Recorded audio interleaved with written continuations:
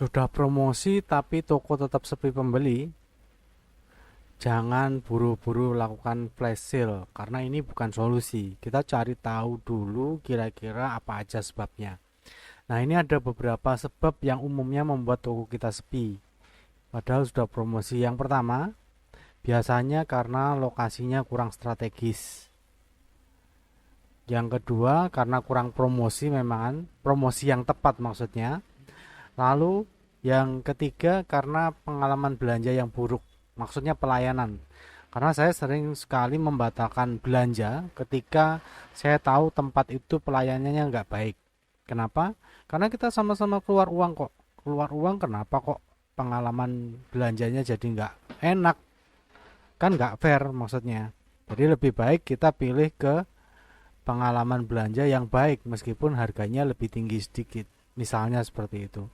Yang ketiga, karena kualitas yang rendah. Ini produknya sebenarnya belum layak jual, tapi dipaksakan dijual karena melihat marketnya yang sedang rame. Nah, oke, mungkin untuk pertama bagus laku, tapi nggak akan ada repeat order karena orang merasa tidak imbang antara uang yang dia keluarkan dengan kualitas produk atau jasa yang dia dapatkan. Jadi orang merasa itu tidak fair untuk dia, jadi tidak akan untuk beli lagi. Yang kelima, harganya tidak kompetitif. Nah, kompetitif ini maksudnya apa? Perbedaannya terlalu jauh dengan harga yang ada di pasar, tapi manfaatnya tidak jelas untuk konsumennya. Entah manfaat secara produk maupun status sosial yang dia dapatkan ketika beli produk itu. Yang keenam, keterbatasan stok. Nah, ini biasanya sering kehabisan stok. Nah, kalau orang datang stoknya nggak ada, datang stoknya nggak ada, ya orang akhirnya malas beli. Kemarin saya baru dari sebuah tempat gitu, saya pikir sering ke situ sama istri saya. Setiap beli sesuatu itu entah itu stoknya nggak ada, lagi kosong atau harus pesen dulu. Nah, kalau pesen dulu maksudnya itu dia lagi ambil sesuatu produknya di tempat lain. Jadi kita harus menunggu. Nah, kalau sekali, dua kali oke, tapi kalau sudah seperti itu berkali-kali berarti kita ada masalah di stoknya kita. Nah, itu yang harus diperbaiki juga. Terus kemudian toko tidak menarik desainnya. Ini desain secara fisik interior sama eksterior ya. Jadi beberapa hal ini yang membuat kita mungkin tokonya masih sepi. Cuma ini tuh sebenarnya bukan hal yang utama. Kalau menurut saya ya, kalau menurut saya bukan hal yang utama. Yang utama itu sebenarnya kita harus cari tahu siapa pembelinya kita dulu, sama produk apa yang benar-benar dibutuhkan. Jadi nanti kita dapat market yang tepat, yang butuh, yang bisa beli, kemudian kita punya produk yang memang secara basic itu dibutuhkan sama marketnya. Kita nggak perlu ngerayu-ngerayu, nggak perlu membuat gimmick yang berlebihan, nggak perlu membangun minatnya orang, tapi memang benar-benar produknya itu sudah ada marketnya. Kira-kira seperti ini ya caranya. Yang pertama kita tentukan ke pembelinya dulu, siapa pembelinya dulu. Ini kita supaya mudah kita pakai studi kasus roti harga di 2.500. Bisnis yang jualan roti harga 2.500. Kita tentukan dulu siapa pembelinya. Siapa pembelinya ini kita tentukan menurut demografis sama psikografisnya. Demografis contohnya seperti ini. Usia 15 sampai 50 tahun, jenis kelaminnya laki-laki dan perempuan, lokasinya dekat perumahan, sekolah atau kantor. Kemudian pendapatannya dengan harga 2.500 berarti kita harus tahu demografis pembeli kita adalah pembeli kelas menengah ke bawah. Terus kemudian psikografisnya. Psikografisnya kita mulai dari gaya hidup. Gaya hidupnya dia suka makan, jalan-jalan. Kemudian minatnya ngemil praktis. Jadi dia suka ngemil yang praktis. Kemudian aktivitas di media sosial Instagram atau Facebook. Kemudian nilai hidupnya praktis dan hemat. Psikografis itu jadi dia itu punya nilai kalau beli sesuatu tuh yang seperti apa sih. Nah, itu kita masukkan di sini juga, yang praktis dan hemat. Terus kemudian perilakunya ini, kalau menurut perilakunya, sering beli makan di luar, terutama pada saat berangkat kerja atau sekolah, mencari roti dengan harga terjangkau, lezat, dan mengenyangkan. Jadi harganya terjangkau, lezat, mengenyangkan. Cuma perilaku yang paling utama adalah dia itu sering makan di luar rumah.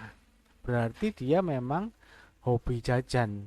Nah, roti ini di Indonesia bukan makanan pokok.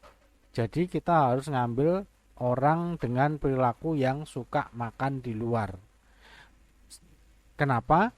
Karena kita bisa menyimpulkan bahwa orang yang suka makan di luar berarti dia punya anggaran khusus memang untuk makan di luar dan punya kebiasaan makan di luar. Jadi kita untuk menarik minat dia beli itu jauh lebih mudah. Jadi ini kita tentukan dulu siapa pembeli utama kita. Jadi kita harus tahu dulu demografis, psikografisnya ini dasar ya. Sebenarnya lebih detail lagi, tapi ini untuk dasar. Minimal kita tahu seperti ini. Jadi siapa orang yang akan beli produk kita. Itu di kasusnya dengan harga roti 2.500. Oke, terus kita kemudian ke riset produk yang dibutuhkan. Nah, riset produk yang dibutuhkan ini kita menurut budayanya. Nah, budaya di Indonesia itu roti enak itu sama dengan lembut dan manis. Dua itu. Jadi kalau kita mau masuk ke budaya Indonesia, yang namanya roti enak, berapapun harganya, itu lembut dan manis. Kemudian kedua, kebutuhannya apa? Ini kebutuhan menurut pembelinya tadi ya, demografis sama psikografis ini. Pembelinya adalah kebutuhannya adalah pertama kenyang, yang kedua praktis. Itu kebutuhan utamanya dia karena dia nanti mau berangkat sekolah, mau pergi ke kantor atau mau ngemil. Berarti yang mengenyangkan dan yang praktis. Kemudian harganya harus kompetitif. Kalau target marketnya menengah ke bawah, kita nggak bisa pasang di harga 22.500 untuk satu potong roti. Atau mungkin 10.000 aja mungkin itu masih berat untuk kelas menengah ke bawah. Jadi lebih baik harganya kita kompetitifkan. Nggak terlalu beda jauh dengan kompetitor, juga nggak terlalu kemurahan. Kalau kemurahan nanti kita sulit untuk bergerak mengatur strategi macam-macamnya. Kemudian kita lihat kompetisi pasarnya juga. Jangan terlalu aneh, jangan terlalu pengen tampil beda. Karena kita perlu proses edukasi pasar kalau kita memang benar-benar beda. Cek apakah sudah ada bisnis roti yang lain yang dia menjual roti lembut dan manis yang sudah sukses. Kalau sudah ada berarti memang marketnya ada. Ya sudah kita masuk ke market tersebut. Nah, lalu harus gimana? Kita ke proses yang selanjutnya. Kita tentukan produk penetrasinya. Produk penetrasinya berarti roti yang lembut, yang manis, varian rasa. Nah, kita tentuin varian rasanya. Manis itu rasanya apa aja. Kalau di Indonesia yang the best seller tetap coklat dan keju. Srikaya dan blueberry ini ke tahap yang berikutnya, tahap keduanya. Karena memang tekstur dari srikaya dan blueberry itu benar-benar kerasa manisnya, meskipun dia ada rasanya. Kalau coklat ya memang dari dulu orang tuh banyak yang suka coklat. Kemudian keju itu varian yang berikutnya. Terus harganya kompetitif ini mungkin di harga 2.500 sampai 4.500 menyesuaikan nanti kita punya produk yang cocok untuk marketnya. Tetap di 2.500 tetap ada, tapi prioritasnya tetap harus lembut dan manis. Kemudian gimana caranya kita ketemu formula yang mengenyangkan. Kan ada tuh kita beli roti, dia tuh kelihatannya besar, tapi ketika dimakan itu nggak ngenyangin. Orang nanti nggak mau beli lagi. Lebih baik lembut, manis, meskipun itu nggak dalam bentuk besar. Tapi ketika dimakan itu, orang itu bisa ngerasain mulai dari tenggorokannya sampai nanti masuk ke perut tuh ngerasain kenyang, sensasi kenyangnya.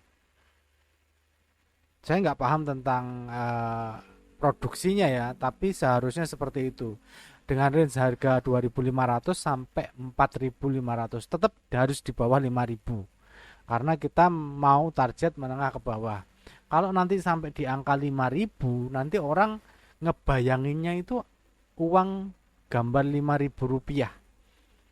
Tapi kalau kita pakai 4.500, orang ngebayanginnya 2.000-an, ada dua sama koin 500. Kesan di pikirannya jadi lebih murah.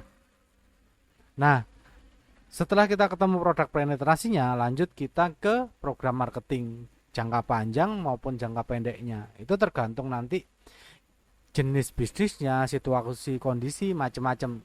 Setiap bisnis beda-beda. Nah, nanti misalkan punya bisnis yang mau dibahas untuk program marketingnya, kenapa kok sepi, kita nanti bedah di program konsultasi marketingnya ya. Kita buka jasa konsultan marketing untuk bisnisnya Bapak Ibu. Silakan tulis di kolom komentar atau hubungi kami di kolom kontak atau di 085 649 768 468. Ini saya tulis di sini 085 649 768 468. Terima kasih, semoga bermanfaat.